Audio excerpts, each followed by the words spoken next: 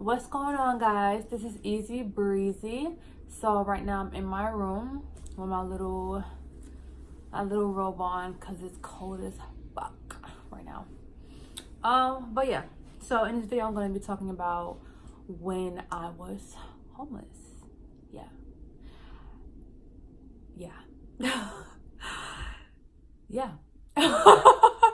So now I will start off by saying that I wasn't necessarily on the street. I wasn't on the street. I wasn't living out my car. I was just not living in a home, a house. I was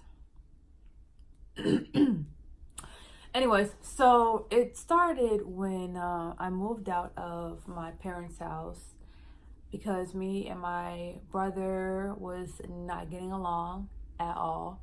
We was fighting really bad to the point where like we would pick up machetes and I was the one picking up machetes because I'm psycho, and trying to like kill each other. And that really wasn't even the breaking point. The breaking point was when my brother rolled over one of my pet cats with his car.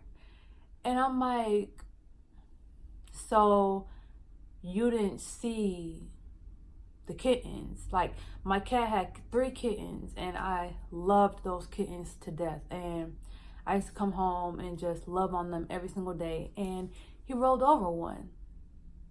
Like, which I think he did out of spite. But let him tell it, he didn't know the cat was under his car. And once that happened, I was like, so you a killer. You a whole killer out here. I'm gone. I'm not helping y'all niggas pay this rent no more. I'm not. Now, I felt bad for my sister. I paid my sister 2 months of rent when I left just to help her out. But as far as helping my brother out, I don't want nothing to do with his life. Like, with his whole existence. Like, I was over it. Like, me and him, I don't know, like, me and my brother, we are close. We're very close, and like very close. Like, we're 4 years apart, but at this moment, I think he was like really stressed out and low-key depressed in life, and he was taking it out on everyone, including me. So I had to leave. I roomed with my homegirl, and it was good at first. It was cool. We was vibing, I guess, and then it all switched one day. So at my job, I used to walk by this guy, this barber, and he was like really cute and stuff. And like, we used to just say hey to each other and like compliment each other here and there and just keep moving. And sometimes when we were in my suite, my salon suite, my friend, which was also my assistant at the time, would tell him, come in our room, like, why you standing at the door? Come in our room. And he would come in the room and he would talk to all the girls in my room and buy everyone water bottles and stuff. And he was like really sweet. So long story short, we ended up kind of talking, right? So my friend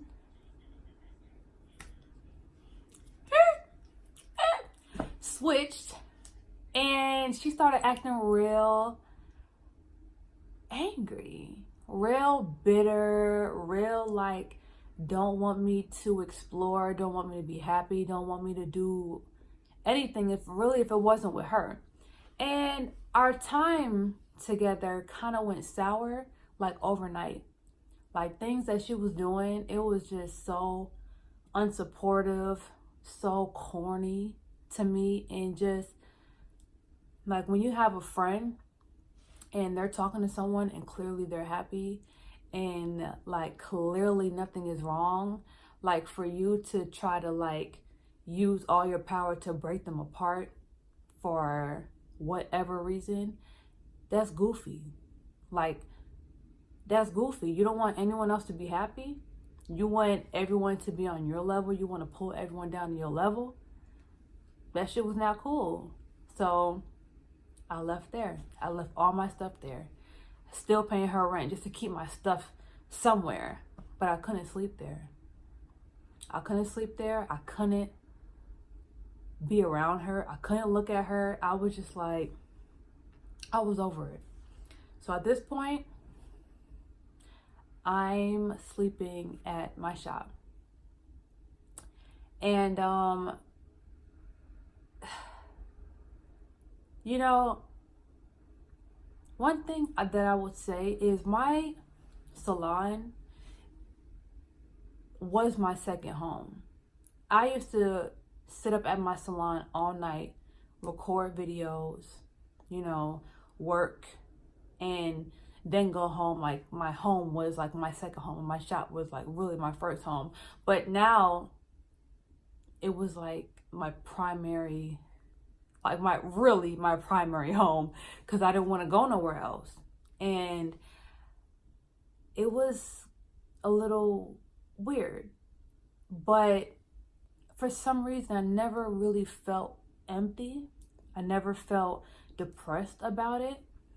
I always felt optimistic. Like, I always knew that this time was gonna pass, and I never felt like a failure, you know?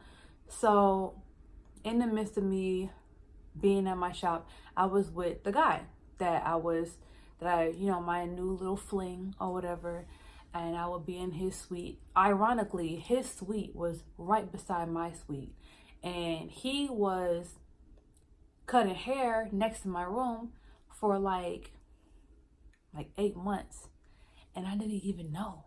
I didn't even know he was there. I didn't even know he existed. So I would spend my time with him. I would be sleeping in his room.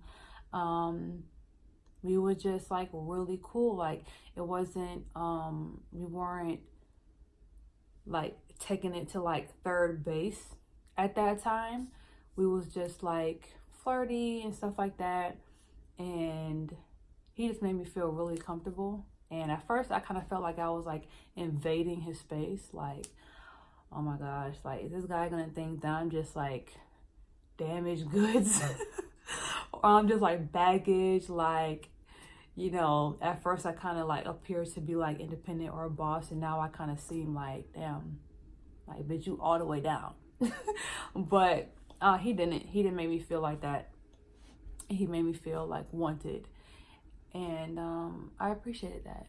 So I was sleeping out his room, in between his and my room, for a whole month. A whole month, sleeping in a public salon for a month.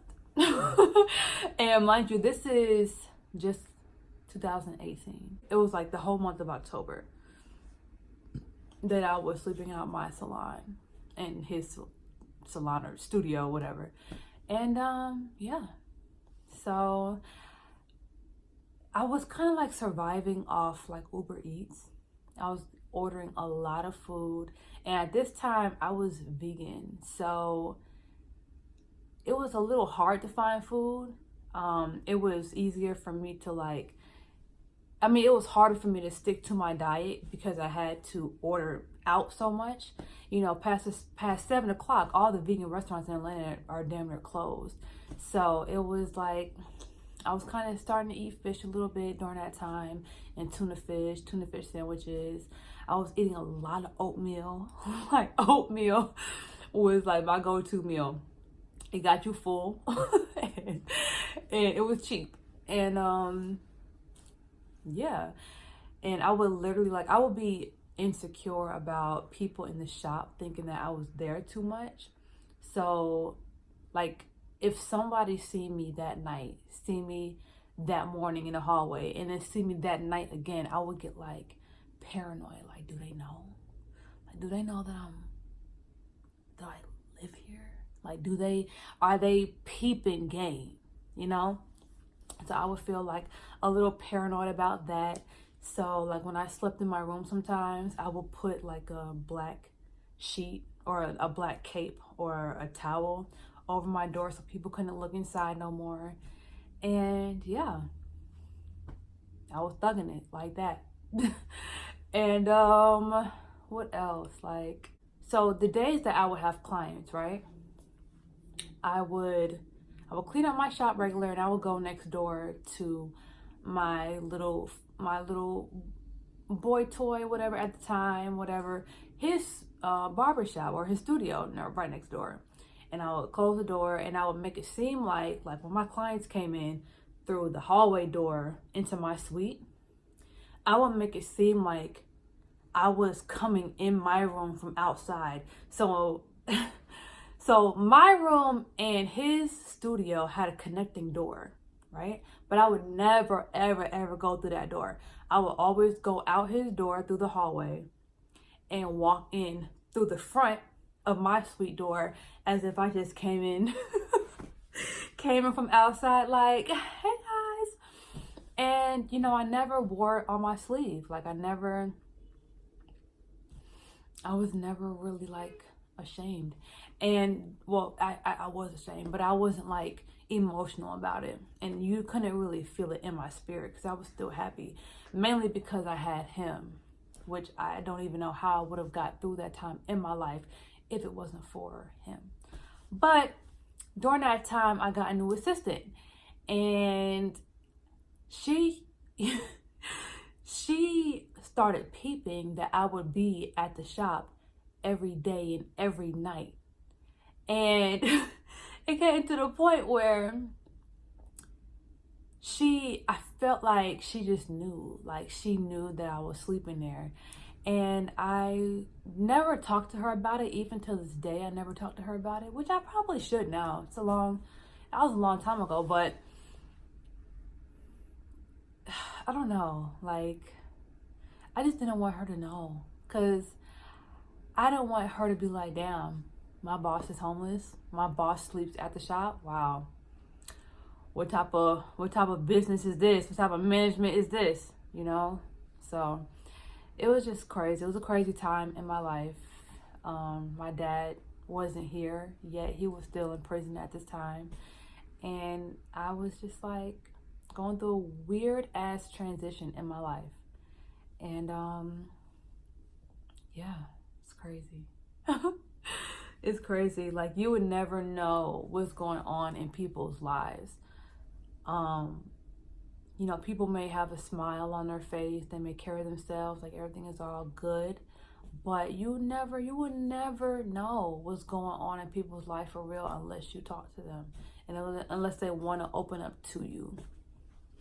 So the reason why I was homeless for a month is because, number one, I didn't want to go back to these toxic environments. I was not going back. That wasn't even an option. I would have slept in my car before I went back to my parents' house or back to my homegirl's house. No, not happening.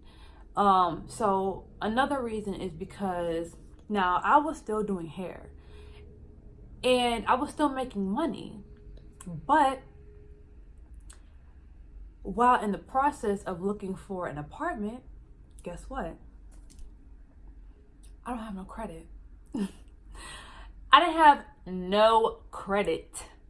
So I was on hold for weeks because I was trying to get a CPN. I was trying to do this and do that, blah, blah, blah, blah, just so I can get an apartment. It's like I had the money to get one, but no one would approve me. No one would approve me because my credit score was under a 500. That also taught me something about America, is that you can be walking around with $1 million in your pocket, but if you don't have credit, then you very well could be homeless because no one's going to rent to you or, give you a mortgage or something. Like, it's crazy. It's crazy. Like, even if you prove your income, sometimes if you prove your income but your credit score is still not high, they still won't let you move in an apartment or get a house or something. Like, it's crazy. It's unfortunate, but I got through that. I was fortunate enough for my CPN to work on one of the apartments I went to. Wasn't my favorite one, but look, I wasn't complaining. And my best friend told me, look, Breezy, don't worry. Like, just because it's not the apartment, your first choice, you know what I'm saying? Make the best of it and make it your home. And that's the only thing she had to say. I was like, girl, period. Because, duh, what am I complaining for? So, yeah. So now I have my apartment, happy, and that's all I can say. So, yeah. So if you guys have any stories or experiences that people really don't know about you, you know, you can't look at someone and well, you can tell a homeless person by how they look, but sometimes, you know, the people that you think is good, you know, they still have debts. They still have problems in their life. They may be going through breakups or divorces. They may be, who knows, like, people go through things all the time under the table. A lot of, you know, things that we see is smoke and mirrors, because what we see is only like 1% of really what's going on in this world. So if you guys have any experiences, comment below. Let's have a conversation. Let's talk. Let's support each other. And I can't believe I just put this story on here, but I mean, it happened. It's in the past, and I can talk about it now. So I can appreciate that in itself. So if you guys are not subscribed to my channel already, make sure you go ahead and do that. And turn on your notifications. See y'all later.